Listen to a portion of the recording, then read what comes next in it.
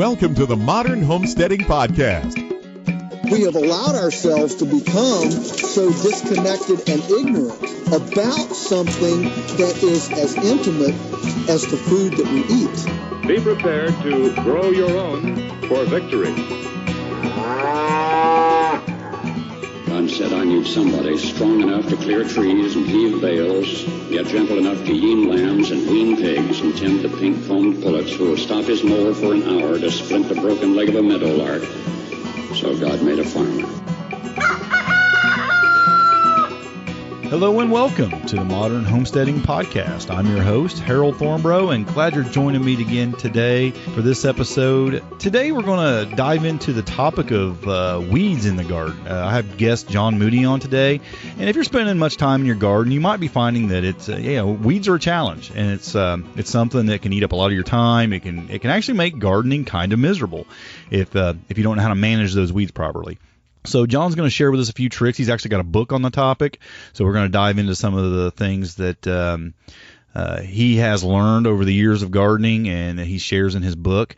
And it's kind of a long podcast today, so we're just going to jump right into it. I'm not going to prolong it and talk about my homestead stuff. We're just going to jump right into it because he and I, we're friends. We talk about all kinds of things in the podcast, so there's a lot of other discussions other than just weeds. So we'll cover a lot of the things around our own personal homesteads in the podcast. So with that, let's just jump right into this episode with John Moody. Joined today on the podcast by John Moody. Now, John's been on a couple other times talking about his book, and we've talked about we talked about elderberry. I think we talked about frugal homesteading once. So John's no stranger to the podcast. But, with that, John, welcome to the Modern Homesteading Podcast. Hey, it's great to be back. Well, I always enjoy talking to you. We talk other than this podcast every once in a while online and stuff, so it's always we have a lot of things in common. So it's always like talking to a friend for sure when I have you on the podcast. Yeah, great to hear from you again. It's been great to see what you got going on this year on your homestead. Yeah, it's an adjusting year for me. We're moving a lot of things around and changing some stuff because when we got the new property, we're kind of moving a lot of things around, trying to blend it all together and make it a little bit more like one big property instead of two separate properties. So we've been working on that a lot. So it's kind of cut my garden back this year because of the transition. But I figure we're going to have 1 or 2 years of that, and then it's just going to really flourish. So that's what we're hoping for. But for those for the folks who haven't maybe heard you on before, can you give us like the quick elevator pitch of just kind of who you are and what you do? Oh man! So is there such a thing? I'm the world's least likely homesteader. So I grew up in the Lower West Side of Youngstown, Ohio. City kid, video game playing, junk food eating, cartoon watching. So did a little bit of hunting and other stuff because my dad forced me to as a kid. But we ended up out on land, I guess about a decade ago now. So I started doing crazy things like worm composting and growing food even when we lived in an apartment up in Louisville, Kentucky. So drove my landlord and some of my neighbors absolutely crazy.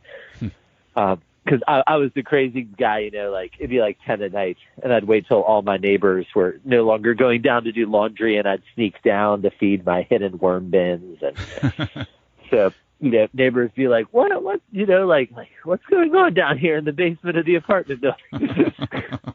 So, that's great. Yeah, so we've been, homesteading and farming for about a decade. And through that, I, had so much interest in some of the ways we were doing things. And I'd gotten an opportunity to speak at a couple conferences years ago. I started out speaking more on health and nutrition and traditional foods and stuff, and slowly have kind of transitioned to speaking more about, farming and raising food and all those kinds of things. Mm-hmm. How many books have you written now? 4 or 5? I guess technically 6. If especially like in farming and homesteading type stuff. Yeah. So, because when I was in college, I wrote a couple math books, but those aren't generally something most people are looking for. I don't know if this audience is going to run out and want to get those real quick, but I know I've seen several that you've written. I know you got the frugal homesteading book. You've written the one on elderberry. What we're going to talk about, I think mainly today, is the weeds, war on weeds. You've written one on sourdough bread. You and your wife put that out, I think. Yeah, so I volunteered her for that. That's nice of you. Because anytime I'd post, on social media, sourdough stuff my wife was making, all these people are like, oh, I want to do sourdough, or, oh, I tried sourdough and this went wrong and that went wrong. Or the thing we heard most often from a lot of people was they just never figured out how to like manage their sourdough in the midst of real life. So, and my wife is just amazing because we have 5 kids. And, we homeschool, we travel some. So our schedule's pretty crazy. It's not like we have a simple life to try and do sourdough around. And she just made a really great system for managing and doing sourdough that basically anyone can use. And that just, allows us to consistently make sourdough stuff with no fuss or drama. Yeah, just keeping starter going all the time. Just always have some just growing and ready to go, huh? Yeah, well, and what she did, which I guess, not a lot of other people do, because it seems from, when she started teaching, but like a lot of people with their starter, they're like constantly having to discard starter, I guess. So they're constantly throwing away starter. And what my wife does with the schedule she made for doing sourdough is you're always feeding the sourdough to the amount you need for the next time you're cooking. So you get rid of all this waste and kind of all this complication at the same time. And we get yummy sourdough. My poor wife never does because she's been gluten-free, I think, for like 14 years. Oh, wow, yeah. So she puts in all the work and gets none of the joy. That ain't really fair, but that's all right, I guess. And that's what I said about, they wanted to put my name on the title of the book with her, and I was like, all I did is like type what she told me to type for the most part. And taste the bread for her, make sure it was good. Oh, yeah, I did a lot of case testing for that book. Well, did you gain some weight, I wonder? No, not during the book. So gaining weight is definitely the goal for this year. But not from, it's, at least for me, carbs don't really cause me to gain weight like they do for some people. Yeah. It does me, yeah, for sure. I have to really watch the carbs because it'll pile on me. It used to not be that way, and then that metabolism turned around, and then you just you really got to watch it, No. I drive a truck for a living too, so I sit a lot, so you're not after burning those calories off. You got to be careful what you're putting in. Yeah, see, I'm very fortunate that, writing means I have a certain amount of sitting. But I've never had a true desk job. Or a sit job. Yeah. Where you just can't get up and do what you want to do, yeah. You might find this interesting, though, but my dad was a truck driver for, 20-some years. So I know a fair bit about the life of a truck driver because it was the life my dad had for a really, really long time. Oh, yeah. Yeah, it's long hours. I mean, it's not a hard job except for it's just long hours. It's what makes it hard. It's, you're dealing with a lot of the pressures of the road, of course, the stress of that. But, as far as the physical labor part, it's not real physical job, but it can stress you out, and it's a lot of hours. Most people are working 40 hours a week, and truck drivers, the standard hours are, 70 hours a week. So, man. Yeah, it can. So how has that impacted you homesteading? Has it made it a bit more difficult with that particular job? Well, I've had to definitely manage my time better. Now I'm home on the weekends, so I can definitely do the bigger jobs on the weekend. I've done podcasts about it before, and I generally, maybe half hour to an hour a night, doing the homesteading chores and whatnot. So it's not real bad, and then I just really make up for it on the weekends. So my weekends are really, really busy, trying to get everything caught up and done. Yeah, I can just imagine. So we're going to be gone for 10 or 11 days this fall. And I'm just I'm trying to figure out how that's going to work. Yeah, there's definitely challenges to it, but I still find plenty of time to do plenty of family things, and I'll watch a fair amount of TV and things like that too. So I mean, it isn't like all I do is work all the time. I mean, I don't know. And somehow you work it out and you find that extra time. I don't know. I don't really run like a schedule. I don't have like all my time labeled out for this and that. I just kind of let it go as it goes, and I just got a routine that I've been doing. I've been driving a truck, I think, for 25 years now, 26, something like that. So I've gotten used to it. Good. Yeah, it works out. Well, I want to talk about with you today the weeds thing. You wrote this book a while back. Several months ago, you put this book out, didn't you? I mean, it was back like last summer, maybe, or back last winter. I don't know. It was a few months ago, wasn't it? It was the end of last summer because it came out about the same time that the elderberry book came out. Because I did the two projects kind of at the same time, so I could take a break when one was driving me nuts. Yeah. I know. And the elderberry, I'm sure, was a great success book, a great book, and just a great topic. A lot of people are really interested in that. And we've done a whole podcast on that, and it was definitely one of the more downloaded podcasts that I had. So a lot of people were very interested in knowing more about growing elderberry and what you could do with it and stuff. But I know a lot of people are struggling with weeds. I mean, I just this morning, I got up early this morning, and I was after pulling weeds like crazy out of my garden.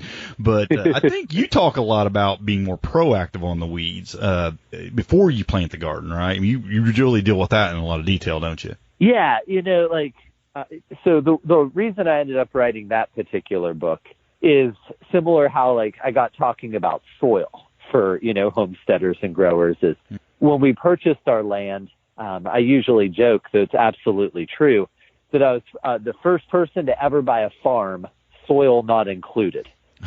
And so, I borrowed a tiller from a neighbor because that's all I knew at the time. You want to put in a garden, you got to till the soil. So I borrowed a tiller from my neighbor, and the tiller broke before our soil did. It was just, we have our base natural soil is like less than 0.5% organic matter. And it's on top of solid limestone rock. In some places just a few inches below the soil. Yeah. And so it's just that I was so stubborn the first year or so we were on our property that I grew in cardboard boxes. So I have these pictures from back in 2011 or so of me growing in cardboard boxes because I was just so annoyed that, we spent all this money and we bought, 35 acres and I can't grow anything. It's like moonscape. Yeah, I laugh at that, but I've seen a guy growing potatoes in cardboard boxes in his field because that way he could fill the dirt up in the boxes per potato plant, and that worked out really well for that guy. It does. It's actually a really, the way we grow some crops now isn't all that different. Basically making, raised swale furrows to do a lot of crops in because it's so productive and it does just eliminate certain complications and problems. Yeah. So, I learned how to build soil first because I didn't have any soil. And so I used to give this talk at the Mother Earth News Fairs called 6 Inches of Soil in 16 Months, where I talk about how you can build 6 inches of fantastic soil basically in a little over a year. So that after that, then you can grow, just about whatever you want, right? Regardless of where you're starting. And so we started building all this amazing soil. So we just have all this amazing soil to grow in. I think we're up to, almost maybe 40,000 square feet. So, just under an acre between annuals and perennials. But, the problem of soil gave way to the problem of weeds. Yeah. Because some of the stuff that we use to build soil contained all sorts of nasty, unfriendly weed seeds. And so it was, probably 4 or 5 years ago, maybe, probably about 5. My kids were a little younger then, but, we were basically coming out every day and having to spend 20, 30 minutes a day, every single day fighting weeds, just everywhere there's weeds. Yeah, that would get real fast. Oh, yeah, and obviously, the kids aren't happy about that, and And this is one thing I realized for a lot of homesteaders. Like adults will do really, really dumb things that kids won't tolerate. And so you won't even realize how dumb it is unless you have a kid who loves, who's around who's like this don't make a lick of sense, Dad. So kind of like with soil, we spent basically, a year or so really kind of like figuring out why do we have weeds and how without chemicals and without tillage do you beat weeds without resorting, to nasty chemicals or constantly destroying your soil structure by tilling it up. And so we cut the amount of time we spent weeding in the course of about a year and a half, probably by over 90%. Wow. Yeah, that's a big, that saves a lot of time. That's a big difference. Yeah. Oh yeah. And so like we can grow so much now with so little labor, cause like this year we're actually getting ready to move. So we didn't have a single animal in, come January, we had gotten rid of all our animals. We had basically buttoned all the infrastructure on the homestead and farm up to get ready to move. Over the last 9 months, my wife got rid of about half of all of our worldly possessions. So, and then, all this madness that has been this year happened. So it made moving impossible. Yeah. And so it was like end of March, early April. So we decided we needed to have a growing season and raise animals this year after all. And so we went so when you look at pictures on my Facebook page, we basically did everything you see in 60 days. Wow. Yeah, I've seen some. It's coming along really well. It's very well established garden. You'd never know that it was that recent that you decided to pursue that again. Yeah, and that's the nice thing is once you get good systems and good infrastructure and good ways of managing things, like with weeds, it's so much less work and so much more productive and just so much more enjoyable. Yeah. But with weeds, weeds are generally an afterthought for most people. And, they get them and then they get into trouble and then they're like, how do I fix this? Oh, no. Well, so you brought in the soil and it obviously had a lot of weed seeds in it. So can you give us just a couple things that that worked for you that you did? There's basically 5 or 6 great tactics that you can use to radically reduce, the amount of weeding you're going to have in a growing space. And some of them are tactics you use during the growing season, alongside or in between your plant rotations. And some are techniques you can use, outside of growing season. And so, right now, because we're going into the summer solstice, if you're somebody who's getting ready to turn over crop beds, or you're going to have some beds that are fallow, because you're going to be harvesting out your garlic, you're going to be harvesting out your potatoes, but it's too early to put in fall crops and too hot. Right. So you're going to have this space. You could solarize those spaces. And so solarization is one of my favorite techniques because it lets you kind of in that summer pause where it's really too hot to be growing or replanting things. It lets you use that pause to radically and permanently reduce the weed load, in a better spot in your garden or, on a larger plot of land. So, yeah, you're doing that with tarps or plastic or what are you using for that generally? Yeah. So solarization, just so listeners are clear, it is, have you ever laid a window down on a section of grass in your yard?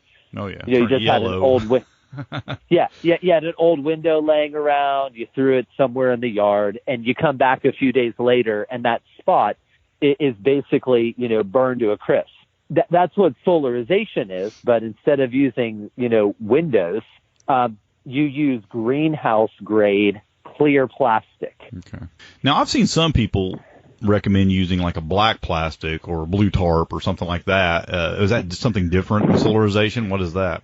Yeah, so that is occultation. Okay. Just heating up the ground more than anything.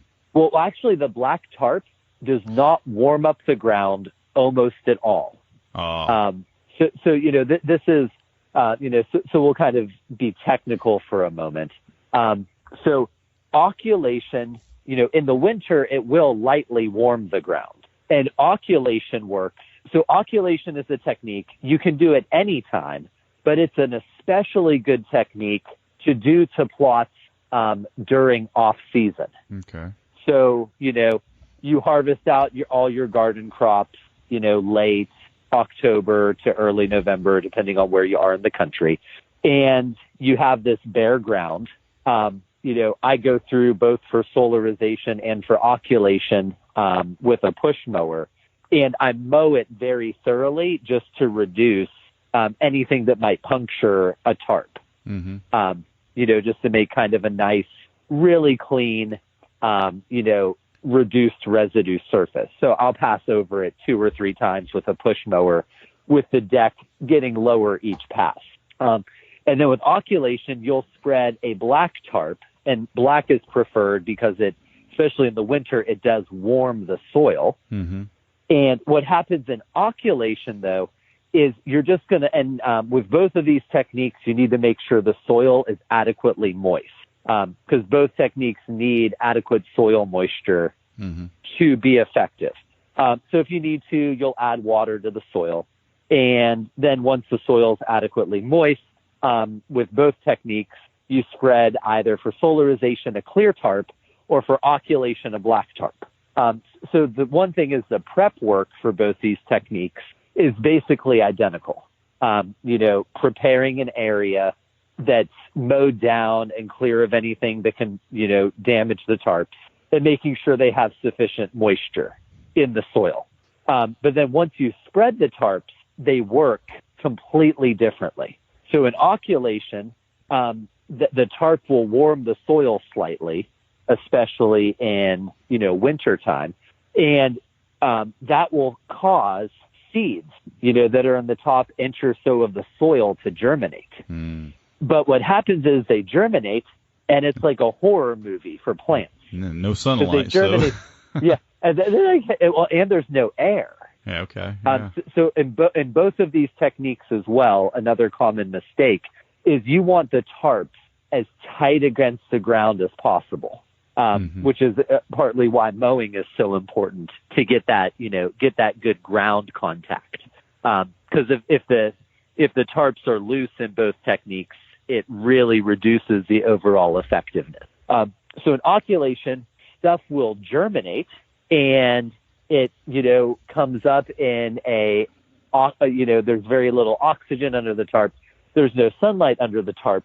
So stuff germinates and then it just dies. And so it does a really, really good job of helping reduce what's known as the soil seed bank, which is basically the fact that like every handful of soil contains, hundreds to sometimes thousands of seeds built up over, forever and ever.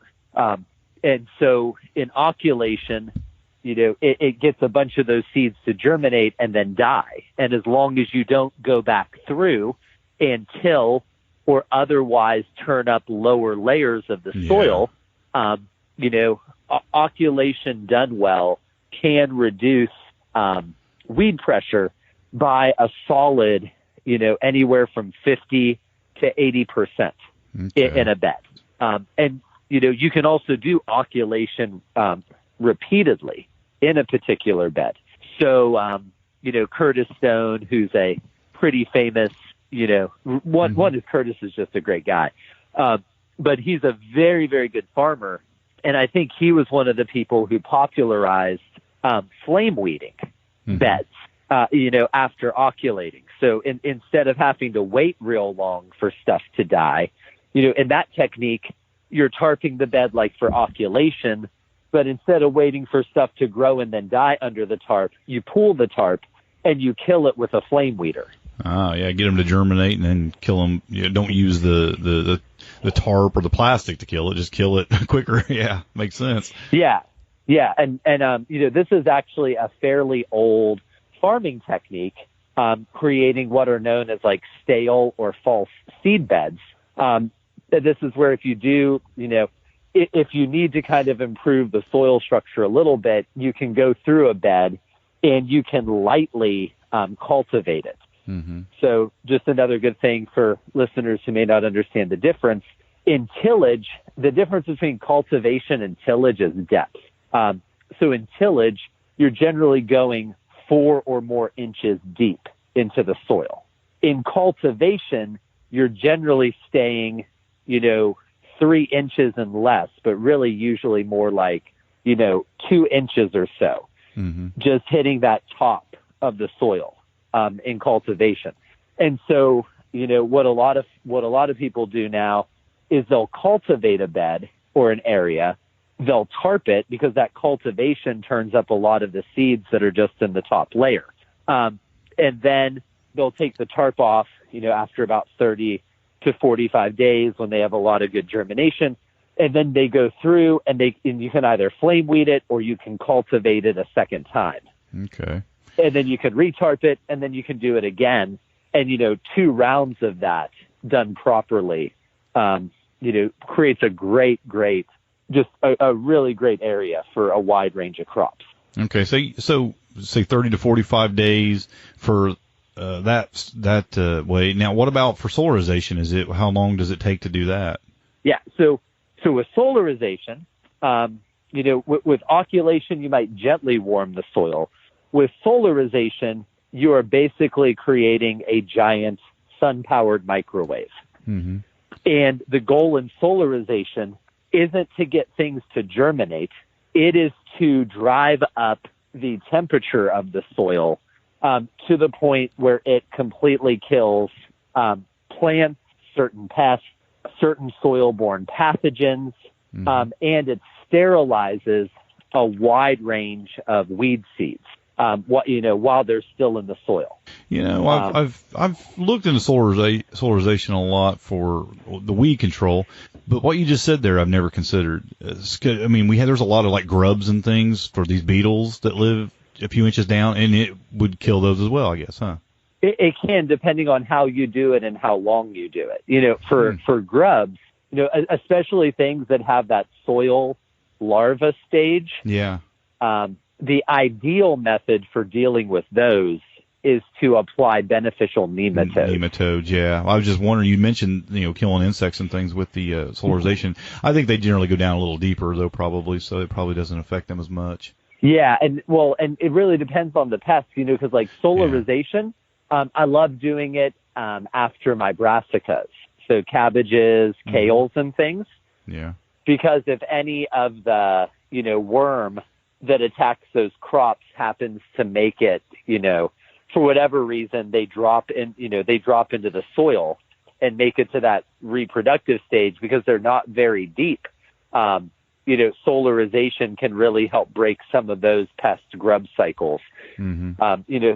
So it can definitely help. Like there's places in California where they've done studies where they'll use a technique called biosolarization, where they'll rip open the soil, 12, 16 inches deep, and they'll incorporate huge amounts of uncomposted material into the soil. And then they'll water, and then they'll tarp it, and then you get solarization plus composting. Yeah, it would actually just speed up the composting process a lot, too. Break that heat up really fast and really cook it in there, yeah. Oh, and if you have really, really bad soil, you want to put in like an organic orchard or something else like that, it's a fabulous way to quickly improve soil, get rid of a lot of disease and pest pressure, and get rid of your weed problems all at the same time. Now, I know some people worry about solarization, that it kills off like good microbes and, microbiology in your soil. Is there a fear of that, or does it go down deeper? Or, you're really only affecting a few inches down. It's not really, soil's pretty insulative thing. It's probably only going maybe 3, 4, 5 inches down with the heat, it's not really affecting anything deeper than that, is it? Yeah. So the studies that have been done on it generally show that solarization is not, overly damaging to the soil food web. Mm-hmm. So you talk about, larger things that live in the soil, like earthworms and other stuff. Yeah. They get out of the way. Right. And they're going to move to adjoining patches and stuff. And a lot of bacteria that are beneficial in the soil can survive being heated up. So overall, I think the evidence shows that there are a few beneficial species of soil bacteria that don't do real well with solarization, but you can easily replenish those, just by making some compost tea or something else. Yeah. And after you solarize, go through and spray. Yeah, I would think that it would have a pretty big effect on probably the fungal parts of the soil, but you could actually re-inoculate with that with a mushroom compost or something, I would think, to kind of boost that back when you're done. Yeah, see, I've never, at least for us, so I generally use solarization as one step.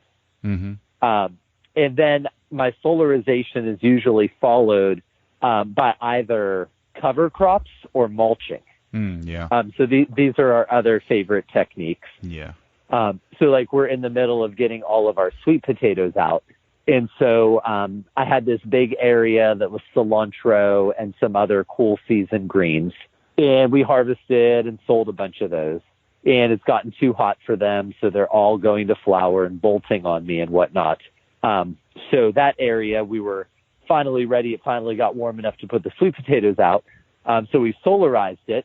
And as the sweet potatoes go in, they go into little mounds, and then the entire area is buried under like 4 to 6 inches of wood chips. Mm-hmm. Yeah, and that's a good method. I mean, a lot of people, have seen the Back to Eden movie, and they're doing that style. I do use some wood chips, but I grow more like a square foot method. I mean, I really pack my bed so full of vegetables and things that I want to eat that I get weeds, but they're here and there instead of just, real thick, because there's you can't see the soil. Everything is so packed in there and growing so tight together. There's really no room for weeds to grow, too much in those areas. I have some beds that are a little more open, like tomato beds are a little bit more open, peppers, things like that. They're a little bit more spread across, but there's actually some weeds I let grow in those beds, like purslane. It stays low. Yep. As long as you keep it low, I don't worry about it. It's almost just like a cover crop underneath the tomatoes or underneath the peppers. It doesn't affect them, so I just let it grow, and then I use it in my salads. So it's kind of a double benefit. Yeah, and that's, we had some people out on the farm a few weeks ago because we were doing some some intro gardening classes, and they were amazed that underneath my rows of peppers, it's a mixture of clover, lamb's quarter, and purslane. Yeah. And we've been eating out the purslane, and as soon as it looks like it's going to go to seed, we generally won't let it go to seed on us. Right. Just because we have so much of it, and there's only so much purslane a family of 7 can eat. I don't worry too much about the purslane. The lamb's quarter, if you let it go to seed, it can take over. I've definitely had that to own a spot. Yeah, lamb's quarter is another one where we try and make sure. The nice thing is with lamb's quarter, though, is in my experience, and this is one thing I talk about in the book, is understanding how to prioritize weed species. Because at least for us, lamb's quarter basically will never go to seed until the really late summer, but more generally the early fall. Yeah. Whereas purslane for us, we had purslane wanting to seed already, 3 or 4 weeks ago in the high tunnel. Yeah, I have some out here that's already looks like it's going to seed. So yeah, I understand. It goes quick. Yeah. Yeah, and so with purslane, we already have so much purslane pressure. We're like, yep, we're going to kind of stay on top of that one this year. Eat a lot of it and knock it back. But clover's that way too. Clover can get really tall if you let it. I mean, not real tall, but I mean, it can definitely overtake plants and stuff if you let it get too thick and too tall. I mean, it can definitely overcome some things. Yeah, well, that's where we use clover, especially with, are tall growing crops. Mm-hmm. So our peppers, our tomatoes, and there's a really useful tool. It's a hand scythe. So instead of, having this really, really large scythe that you can go through and cut down an area, a hand scythe is, about, it's an 8-inch curved blade. So much, much smaller, much, much easier to handle.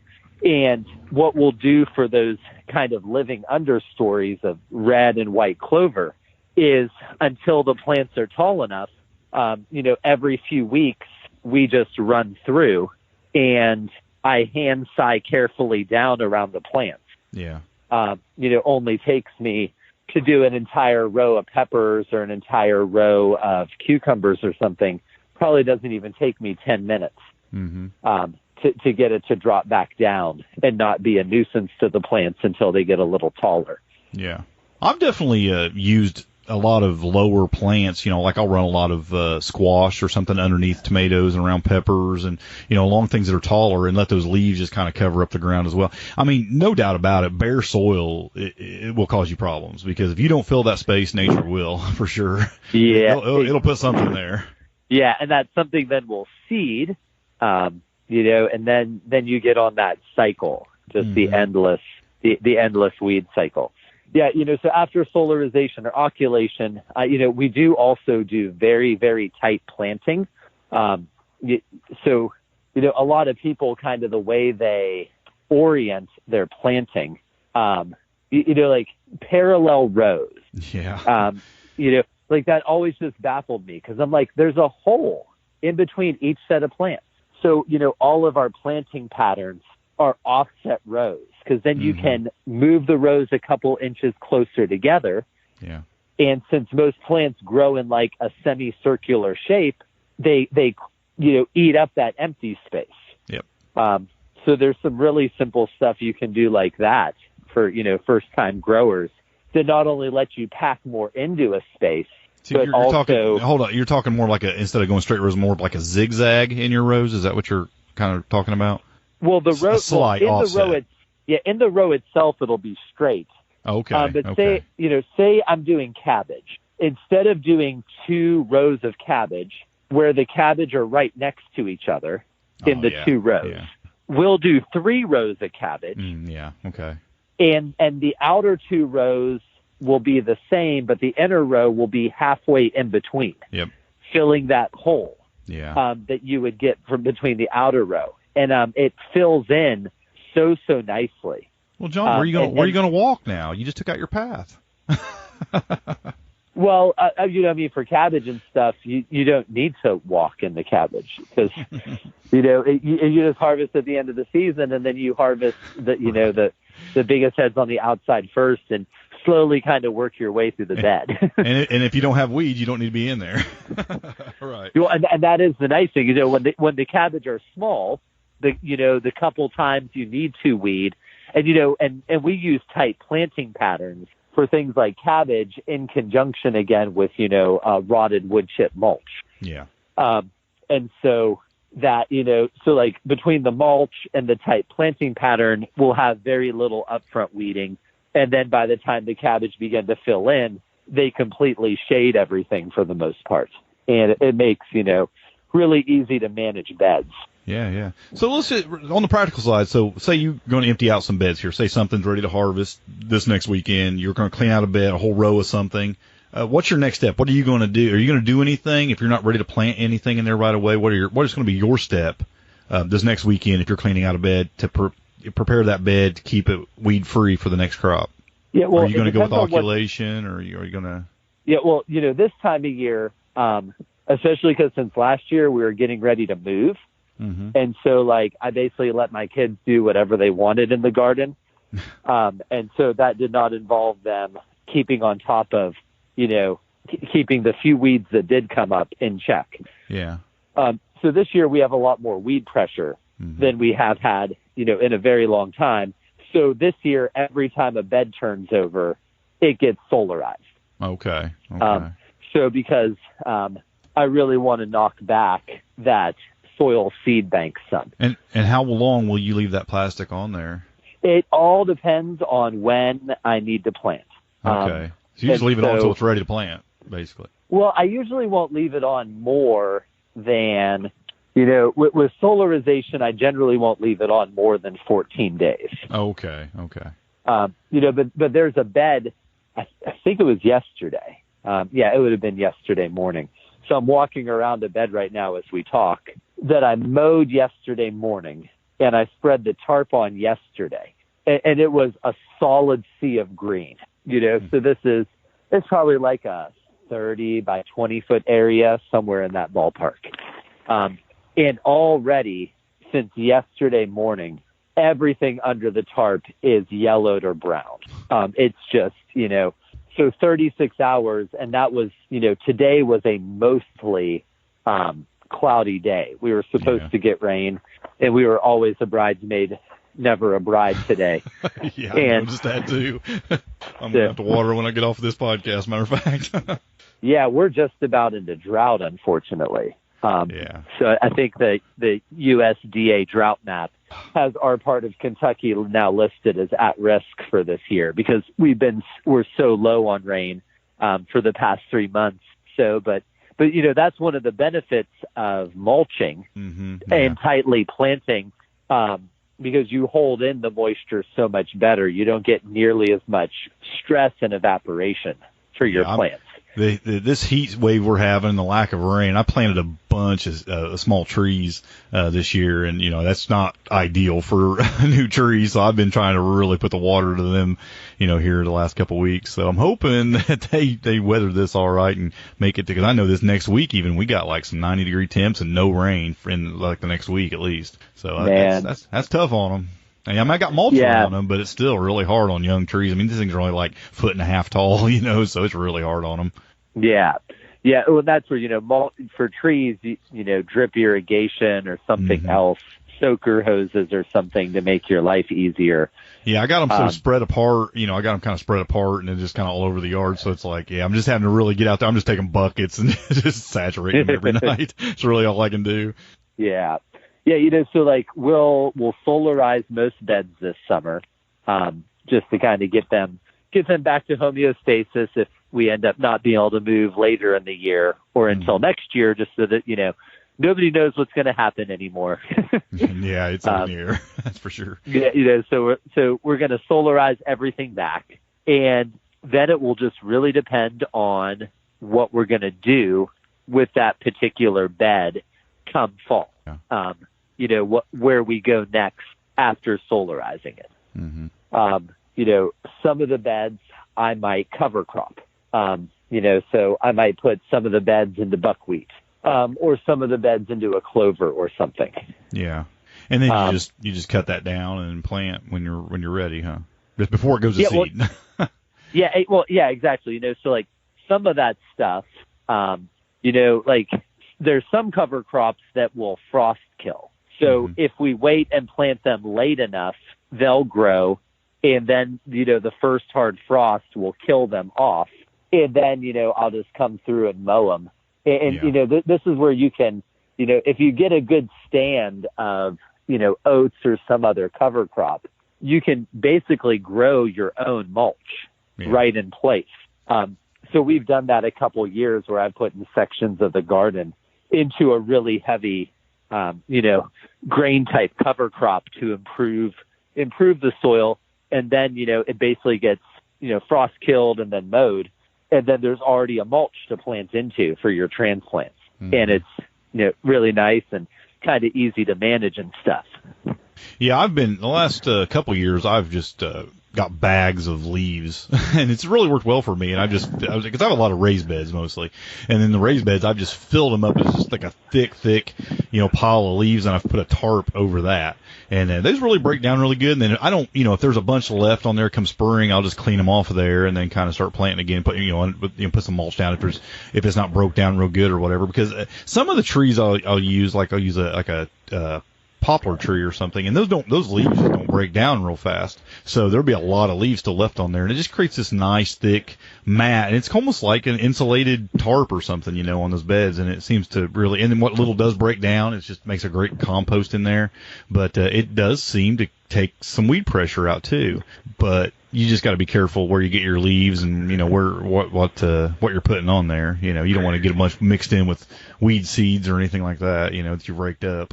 Yeah, well, and the problem, and this is especially true for hay and straw. Yeah, it's less true for wood chips and leaves, but there are, especially for hay and straw, there's a number of persistent herbicides. Yeah, the Grazon, I know, is one of them that will pass right through an animal. Yeah, and once it's in your soil, it takes 4 or 5 years to break down. Yeah. And so it's one reason I really, I like wood chip mulches versus straw or hay for a lot of reasons. Yeah. I've never liked hay mulch. I know there's some people who swear by it, but every load of hay mulch is, you're bringing in just a gazillion weed seeds. Yeah. So, and I'm just saying, I thought the goal was not to have a lot of weeds.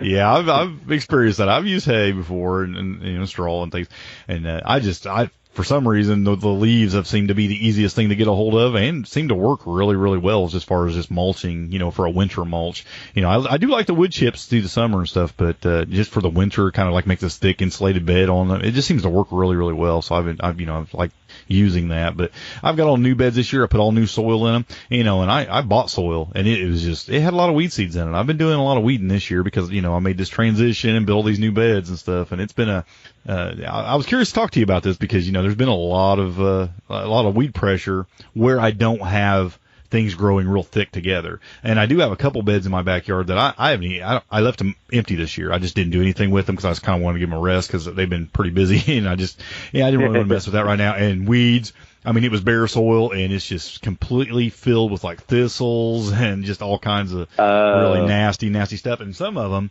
were already starting to go to seed. Well, I didn't even take a chance. Generally I put a lot of weeds in the compost and stuff, but these things were going to seeds, and I'm like, I'm not even going to take a chance of that not getting hot enough. I just put them in a trash bag and threw them in the trash because I'm just not going to mess with it or burn them or something. I'm not even going to take a chance of that being in my compost. Yeah, well, and I never feed weeds. I never put plant matter weeded out of the garden into my compost. Oh, yeah? I do some things. Some things I do. Yeah, and that's where, since we have pigs, anytime we do need to weed out an area, all of that material we feed to our pigs. And then all of the pig manure, gets spread on pasture. Yeah. And so I just for me personally, because it's so hard to get compost to ensure that all parts of the compost pile get hot enough. Yeah. It's a big chance you're taking if you throw them in there. Another thing, I do with a lot of weeds, if I don't want to put them in the compost, and even if I don't see seeds in them or whatever, is just make a big batch of compost tea. We just shove it in a bucket and just get it soaking in some water and make a good compost tea out of weeds even. I've done a lot of weeds like that to make a compost tea, and then you strain it out real good, make sure no seeds or anything get in the actual tea when you're done, But that seems to work pretty well too. It's another way to make use of those. If you don't have pigs and rabbits and all those things that'll eat all those weeds. Yeah. And, that's where, I don't only time I'll burn stuff is if it has a disease issue, or some other issue like that.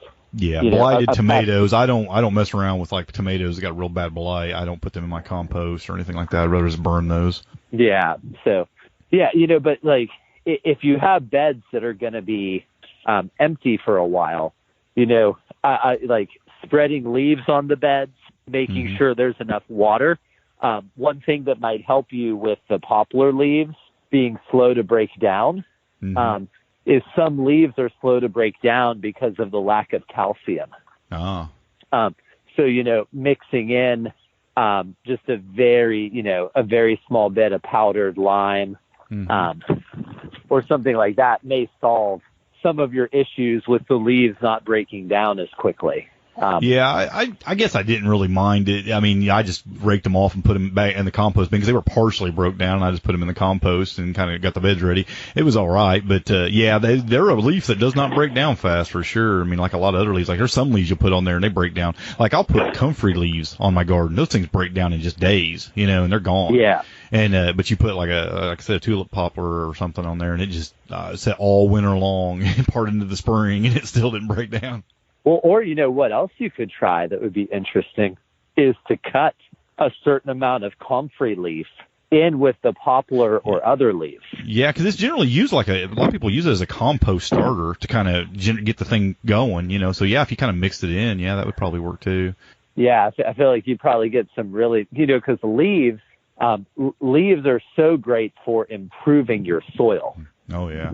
And so, leaf mold, which is basically making, compost out of leaves by piling a whole bunch of leaves.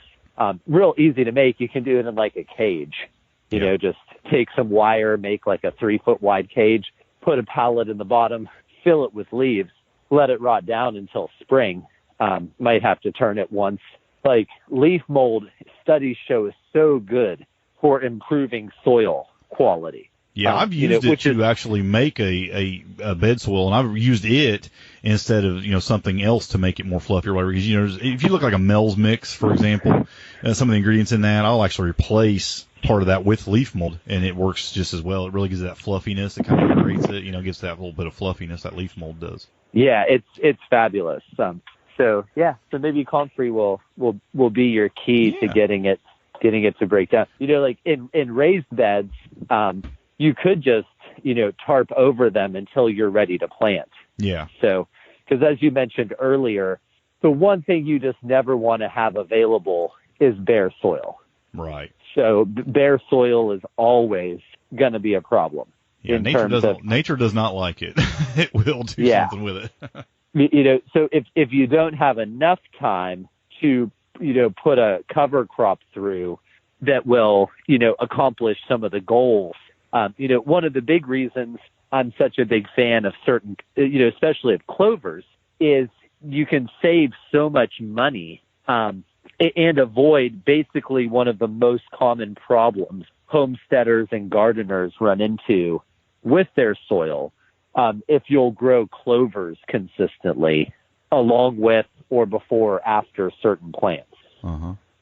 Replenish the nitrogen, Yeah, because I do some soil consulting for some farmers and some other people.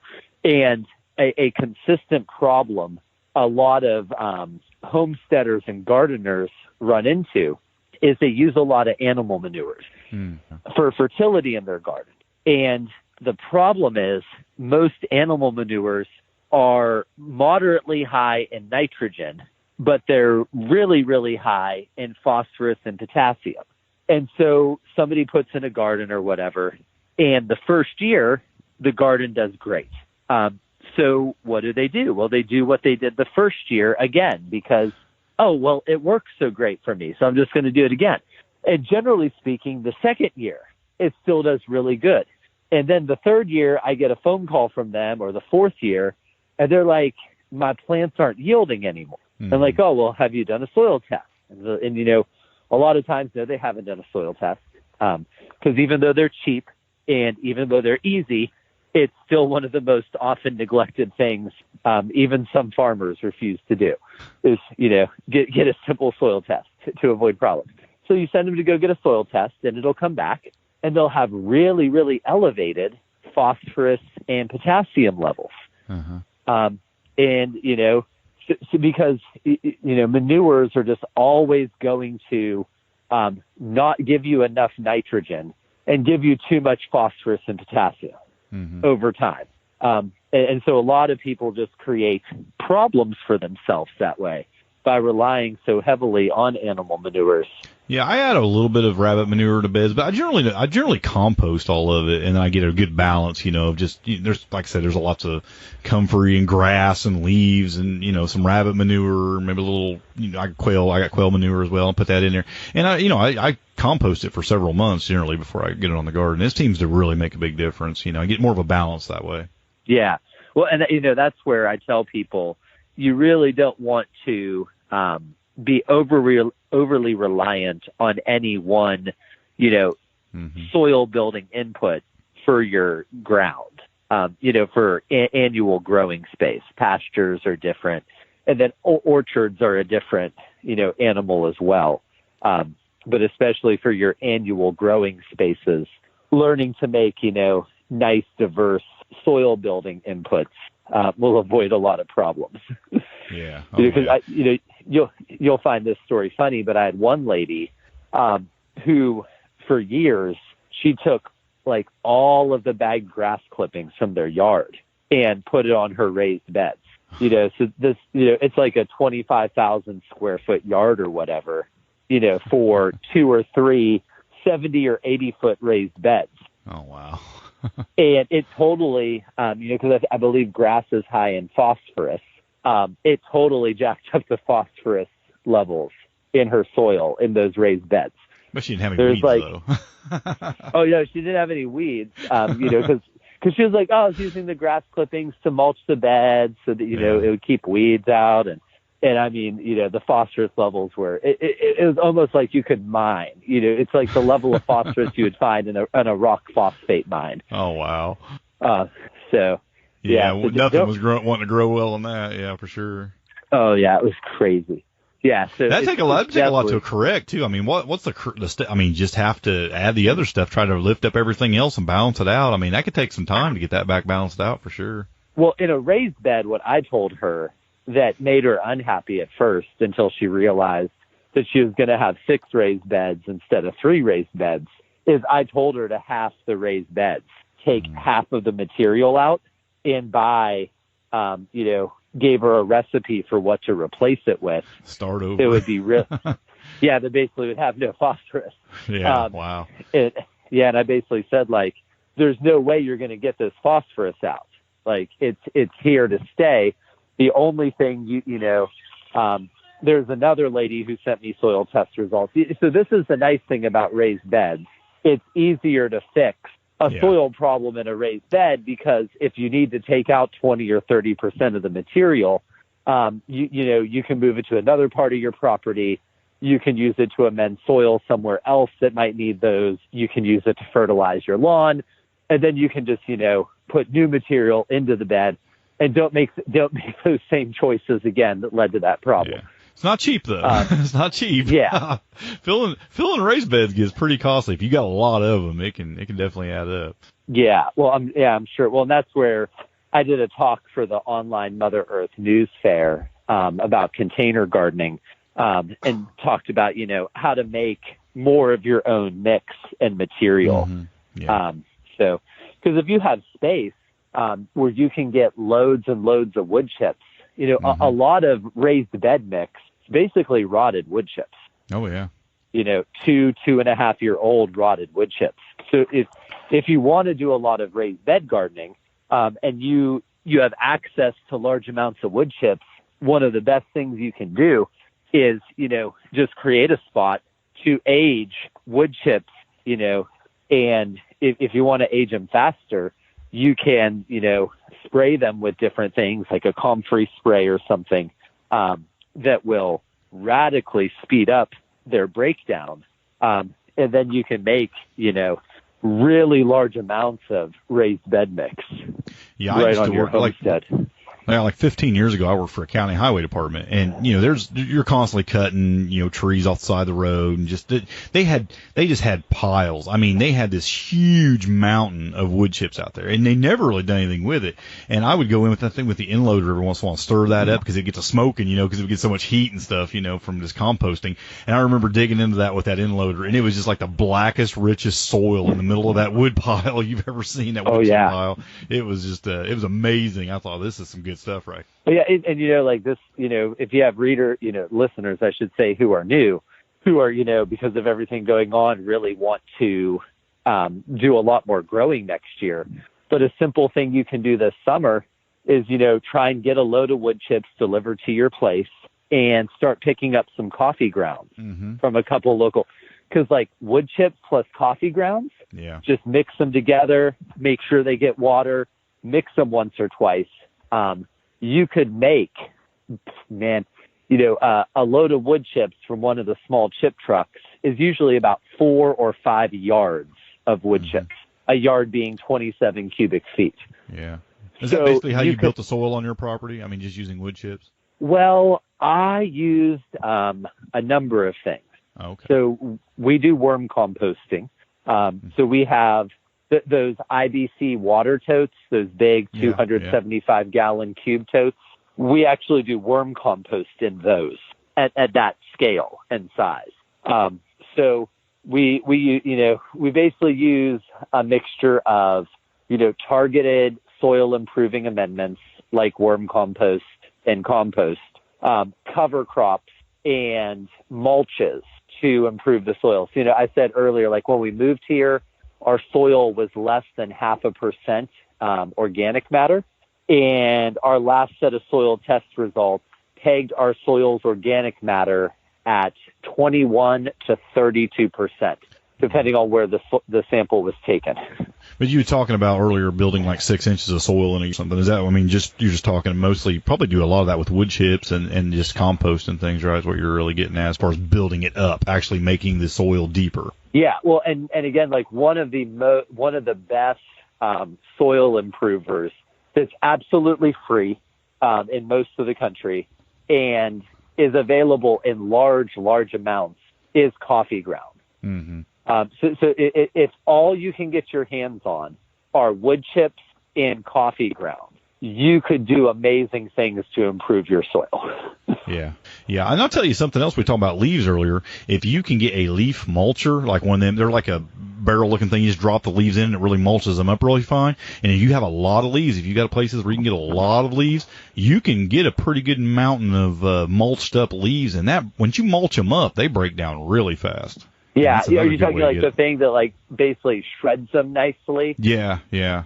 One of my great sadnesses is I had a neighbor that had like an 8-inch gas-powered chipper that he sold for only like $75 or $100. Oh man! And I found out after he sold it because I was like, that's my dream. I was like, I have so much shrubby brushwood and stuff. I would be chipping, so much stuff that we have to burn off. I would be chipping. Yeah, I have a little electric mulcher. I don't recommend those. It does like little limbs and stuff. I cut off a little bit of trees, but wow, that thing jams up so easy, and it's more of a pain. I use it every year because it's what I have, but yeah, the gas ones are so much better. Yeah, so I love mulches because you're going to save an incredible amount on watering needs, especially as your soil improves. But we figure wood chip, rotted wood chip mulches reduce the amount of water we use probably by about 75% each season. And so when you're on a well, that's a lot less wear and tear on your well pump and whatnot.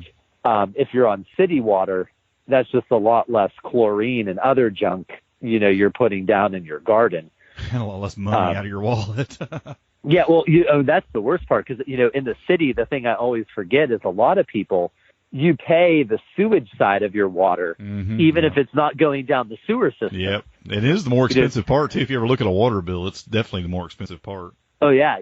So it's, a 75% reduction in the amount of water you need to use is a real substantial time and cost savings, regardless of where you're getting that water from.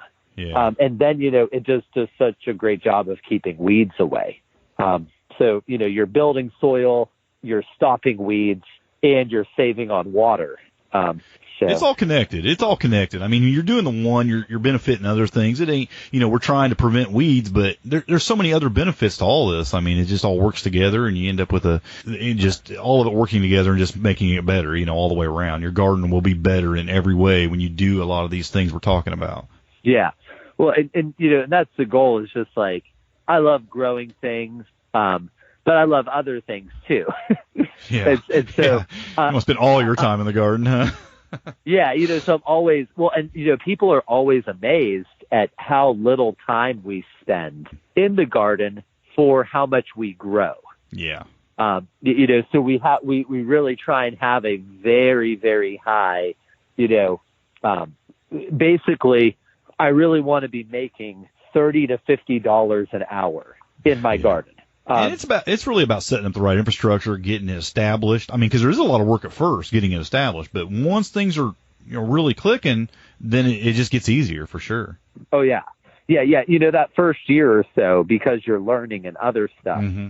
Yeah. It's not going to be as productive, but your goal should be, to really look and see or go learn from people who have really, really productive systems in place. Yeah. And, why they're productive and how they work. That's why I just love YouTube and podcasts and things like that, because you just, you watch these people, you listen to these people, and if you got some people local that you can go and actually talk to them, I mean, that's even better. I mean, you can get hands-on experience or see what they're actually doing right there, but all that stuff working together, I mean, it's just, the online situation has a lot of problems, but it's there's a lot of blessings that come with it as well, for sure. Yeah.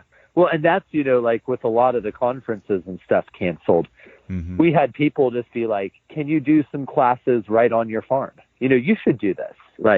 And so we've been doing just little 10-person classes that are like 3 hours that people have just said, it's so great to walk through an entire system.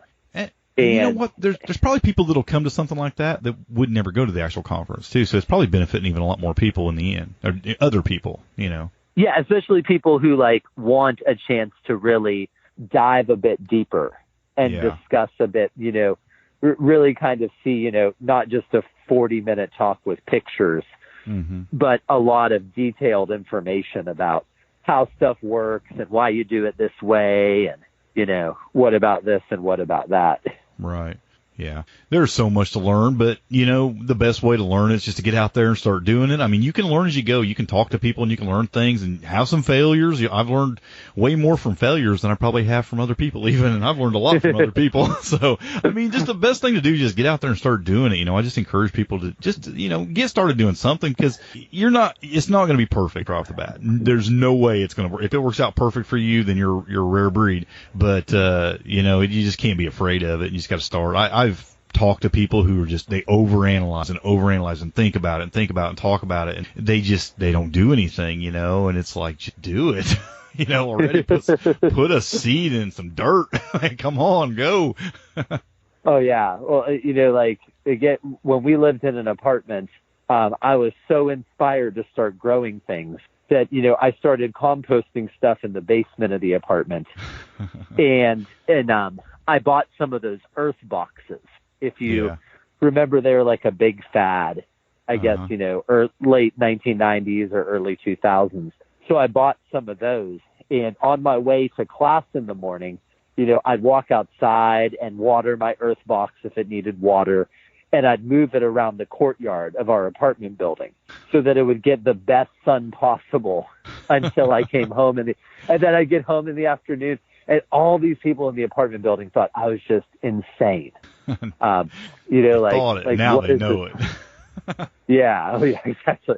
So, I'm good friends with Congressman Thomas Massey, and one of the things that most impresses me about him and his wife is even when they were at MIT together, they grew food. Because one of their life goals was to, no matter what, every single year grow things. Yeah. And it's just such an inspiring thing, because, if he can pull that off, anybody can pull that off. If you can get one meal a week from your garden, that's one less meal, that you're buying from the store or eating out at or whatever. I mean, it's just something, it's one thing, and then you can just grow from there. Yeah. For this online Mother Earth News Fair, they asked some of the speakers, how much money do you save per year homesteading? And so we kind of went through and we figured out, we save about $12,000 a year. Oh, wow. Just raising some pigs, raising some chickens, and growing a bunch of the produce we eat. Because we're a family of 7, and we can crush through, 2 to 3 heads of lettuce, as a salad. Like, you probably want to do some new math, because if you haven't been to the grocery store and seen the prices of stuff lately, I bet that number's bigger now. Yeah, it might be. We get so little at the grocery store because I run a local food buying club in Louisville, Kentucky, and then we just grow and raise so much. Yeah, food prices are just getting crazy. I mean, they're really going up, which, we've talked about that before, that really a lot of that stuff's been underpriced for so long. That's why people freak out when they have to buy, something that's raised in an organic way or whatever, or natural way, because it's so much more expensive than the stuff in the store. And so, yeah, that stuff's just been so underpriced for so long, really, that maybe that'll make people go, oh, well, I might as well just buy the good stuff if I'm going to have to pay that price. Well, yeah, I was in Costco a couple weeks ago, and the conventional bacon at Costco was $10 a pound and limit 1. It's went up for sure. Yeah, and I was just like, the local Beyond Organic bacon that my buying club carries is $10.49 a pound, and there is no limit on how many packages you can get. If people get an understanding of that, it's going to make some changes in some people's lives, because now if they can start comparing the prices and whatnot.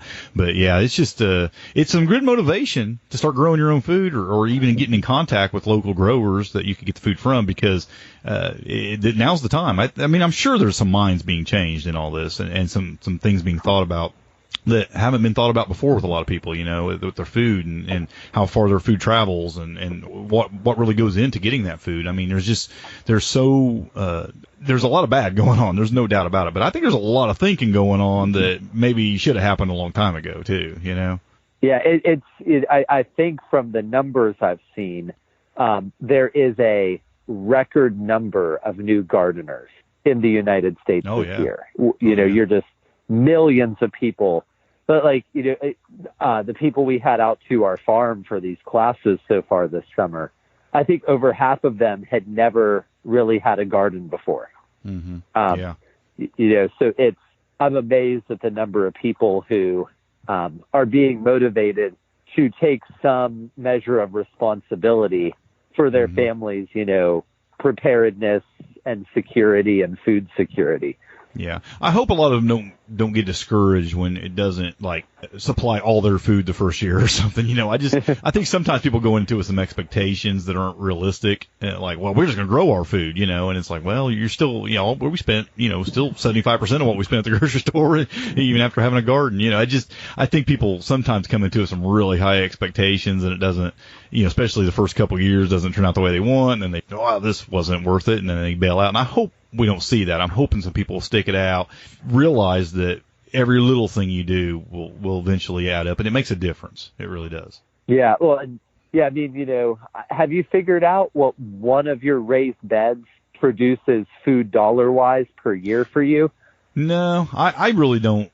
I don't think about it like that. I just try to eat as much as I can from the garden. I really do. I don't even do the math. I just eat everything I can from the garden and from livestock or whatever. I just want to eat as little outside of that as I have to. And I eat quite a bit outside of that, but I eat a lot from the garden. And that's all I really know. I just try to eat as much as I can, because I guess I would get a little discouraged too, maybe because I don't have, dozens of acres where I can grow, I can just fill the pantry up completely and have enough of everything to get me through all year, every year. I can't think like that, so I just eat as much as I can from the garden. I would say 60% of my food probably comes right off this property, which is pretty amazing considering the size of my property, I feel like.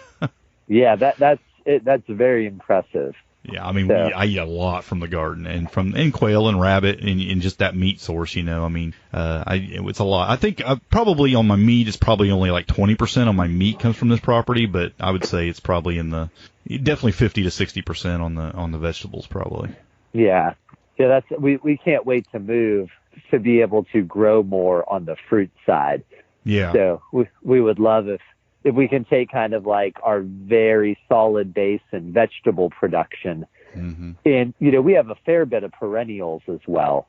But we would really, really love to get to a property that let us do a lot more a lot more on the fruit side. Yeah, it's something I've even expanded on, even on this smaller property. I mean, I've planted some pawpaw trees, and I've already had pear and apple, and mulberry, and some things like that. And I put plums in, and peaches, and pawpaw, and almond tree, and just some things like that. I'm just trying to really expand, get a little bit more, a variety in the fruit side of things, and then ever expanding the berries and things like that, trying to grow more berries and things too. So yeah, I mean, I like the diversity, but when you do that, you don't grow as much of any one thing, So it's like, yeah, when you try to make your property a little more diverse on what you grow, it definitely cuts down on big amounts of any one thing, and that can be a little difficult if you're trying to put food up for the winter, Yeah, well, and one thing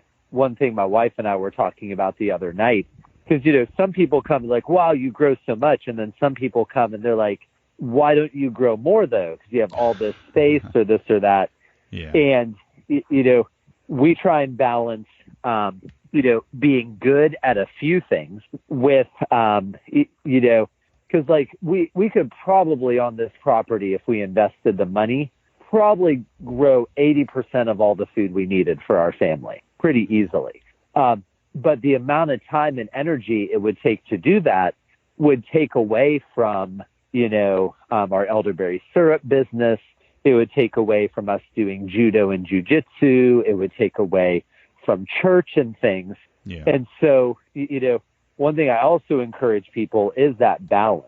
Yeah, that's something we did this year. I mean, I cleaned out when I told you I made this transition, and kind of what I'm doing is I'm moving a lot of the beds up to the front, to the side of the property, and I cleaned out the backyard. I mean, I took out several of the raised beds out of the backyard because we have grandkids and we want a place for them to play. And we put it, I've got a swing set back there, and we, have a little pool back there for them, and they got some grass to run in. And it was just a balance. I said, I love growing things, but I'm growing more than vegetables. We're growing some grandkids around here, and we want to have them come over and be able to play in the backyard and have a good time and just be able to run around and be kids, and it was kind of a transition. I think a lot of people would look at that and say, well, you got that space back there. And I was like, yeah, I had that filled with vegetable one time. And we just kind of transitioned it over. And I actually probably have a little less growing this year than I did last year. I'm going to expand that out into that side yard over the next couple of years and get, even have way more than what I had before. But this year I've actually got a little less than I had last year. Yeah. But that's okay. It's a balance for us, and it's just something we decided that was better for the family, Well, that was all happening before all this other tragedy happened in the world. Now I'm thinking maybe I needed the food worse, but, I don't know. Well, hopefully you have good, you've probably built up some local food options as well. Yeah, we do. We have some options there as well. Yeah. Because that's the big thing too, especially for new growers, is you're always going to have certain crop failures. Mm-hmm. Last year for us, our well went out. Our well sprung a leak, I think early August. So the hottest, driest time possible is when the well decided to die, which means, our stuff not in the high tunnel did fine, but everything in the high tunnel basically baked like chocolate chip cookies in a 450 degree oven. Oh, man. And so we lost our entire high tunnel. And it's just like stuff like that's gonna happen. You're gonna have a crop overran by a pest you never knew existed, or you're gonna get a hailstorm. Mm-hmm. Or like this year, one of the things that really broke my heart for new gardeners this year was, back in February and March, you go by stores and they're already selling plants. Yeah, everybody's popping out there and frost isn't even over yet. Yeah. Oh, yeah, and they're selling, basil and other really, really sensitive plants in like March, because there's, and then we get that, we got a freeze. Yeah, we did too. And I was doing everything in my power, and it worked. I mean, I did enough. I saved a lot of things. I took some chances, and I went early this year. I planted a lot of things early, and it's paying off now. But I was worried about there for a few days. We had those really cold spells, and I was pulling every trick in the book out, and I saved it. But I didn't get any frost damage. I think I had like a couple things that got touched by it, but it wasn't bad. It was really mild, and I was surprised because I was actually covering things with row cover with blankets. and I was taking like my electric seed mats and shoving in between the plants, on the raised beds underneath there, trying to generate heat and have extension cords running everywhere and stuff. I was trying every trick I could to try to save them, because it got down to like low 20s, a couple times during that. Yeah. It was pretty touch and go there for a little while. Oh, yeah. I mean, because here in Kentucky, that was 2 weeks after, I think, our frost date. Yeah. That hit. And I mean, and I think where we are, it got down to 28 or 29. Mm-hmm. So it was no bueno. It was not enjoyable. But I seen a lot of pictures on Facebook and such of folks who lost a lot of their crops, a lot of them. A good friend of mine, he had he has a high tunnel, and he had it filled with tomato plants and lost dang near every one of them in the tunnel. Did he try doing floating row cover or anything, or did he just kind of let it go? He just thought it would hold enough heat, and he let it go, and it got him. It killed almost every plant in there. Yeah. Yeah, that's the thing. Tunnels. The amazing thing is how they do not actually hold heat. Right. Yeah. They will build up some heat through the sunlight, but they don't really hold it well. Unless you're taking extra precautions and doing extra things. But yeah, he had bad luck with that, and he paid for it, but he knows now. Now he learned from his mistake. He's only had it a couple of years, so he's still kind of in the learning process of how to really use it good. But it got him pretty good. Yeah, I normally have about 600 or so feet of row cover on hand, but a lot of our row cover was kind of worn out at the, again, we're getting ready to move. So all this old row cover, it's kind of a bit tattered and beaten. It's time for it to be recycled. We're not going to need it anyway. So I only had two new rows, two new 50-foot rolls of row cover on hand when that frost came. And I was just like, where's all my row cover? Yeah, I did. I went and bought some this year just for that, just because I knew I was taking some chances, because I was going out. I went and put everything out about 3 weeks before our last frost day. I took some real chances because I just really want to get a jump on this. It's paying off now because we're getting quite a bit of food. But I was really taking a chance, and I had the row cover ready. I was ready for it, But still, it's kind of like a hope and a prayer, Yeah, floating row cover is now. It's kind of like one of those things you learn. You're just like, having extra floating row cover on hand is probably never a bad idea. Right. It can save you in a light frost. We got a hard freeze though, and I was like, that almost scared me a little bit. I took every extra precaution on that one. I was just doing everything I could to try to build up a little bit of heat under those beds, and it turned out to be enough. It was surprisingly. The next morning I'm out there peeking. I didn't want to uncover anything, because it's still cold, but I'm kind of peeking, see if anything looks brown or droop down to the ground or whatever. Everything was all right, so it worked out. Yeah, well, and this might be useful for listeners, but I think it's like the 19 weight row cover. Mm-hmm. It is worth 5 degrees of protection. Okay. For each layer. So for that freeze, stuff in our high tunnel, we protected with a single layer because the high tunnel is a bit warmer than outside. Yeah. And then outside stuff needed a double layer to really be sure it would be well protected. So, I took my most sensitive stuff. I had a row cover over it, and I was laying like some blankets even over that, like where my tomatoes were and stuff, trying to really thicken it up, put some insulation on there. Yeah, well, that's, another thing you can do. So one of the things I did for our most sensitive plants, because I already had zucchini and stuff that were, probably, these are like 4-week-old zucchini in the high tunnel. So they're getting ready to flower. They're getting that stage where they're going to be putting forth their first flowers and really zooming up. We filled 20-gallon black totes with water a few days before the freeze and let them warm up. And then we had the totes, basically among the plants. Yeah. And then in my rows of peppers, I actually drained our hot water heater and some of our food grade, food storage buckets that were empty that we have on hand. I filled with hot water and snapped lids on them. And I put those buckets of hot water underneath the row cover, every so many pepper plants. So it'd be like 4 pepper plants, 5-gallon bucket of hot water. And so we were able, and it was amazing because I have some pictures I posted on Facebook where there would be identical plants 6 inches apart from each other in our high tunnel, and the ones under the row cover were perfectly untouched, and the plants 6 inches away that weren't under the row cover were utterly ruined, just completely demolished. I remember you sharing those pictures. I remember seeing that. Yeah, that's pretty interesting, isn't it, that it makes that big of a difference? Oh, I was just amazed. Like, it really, it really just is like some of the things we homesteaders and farmers have access to really are incredible. Like, just what a mercy and a blessing that,